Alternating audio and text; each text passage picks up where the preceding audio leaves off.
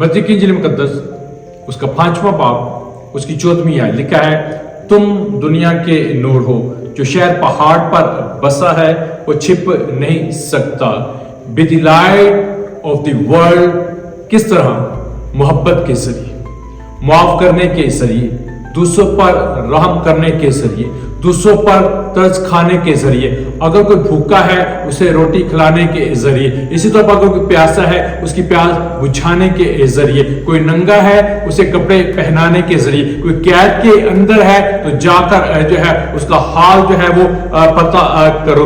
दूसरों को जो है उठाओ, दूसरों को अपलिफ्ट जो है वो करो। दुनिया के अंदर जो है जाओ और दुनिया के अंदर जो लोग जो है वो मस्कीन है, जो लोग फंसे हुए हैं, जो लोग तरह तरह की मुसीबतों को उठाए, उनकी किसी भी तौर पर जो है वो मदद करो। लोगों को मुआफ करने के अंदर खुद जो है वो पहल करो। लोग अगर जो है किसी भी तकलीफ दे हालात के अंदर है, आप उनके लिए नूर बन जाओ, आप उनके लिए जो है वो मदद जो है वो बन जाओ। कलाम की सूरत के अंदर जो है उनकी मदद करो। अगर वो गलत राहों पर है तो उनकी मदद करो ताकि वो ठीक राहों पर जो है वो आ जाए। अगर जिंदगियां भटकी हुई है, जिंदगियां जो है गलत हाथों के अंदर, मदद करो, उठकर मदद को आगे बढ़कर मदद करो। आप नूर हो, आप लोगों को बचा सकते हो, छुड़ा सकते हो। आप नूर हो। जहां पर तारीकियां है, जहां पर इब्लीस के हमले या इब्लीस ने लोगों को घेर रखा, आप नूर हो, आप लोगों को उठा सकते हो। मैं ईमान लाता हूं जहां पर तारीकी होती है,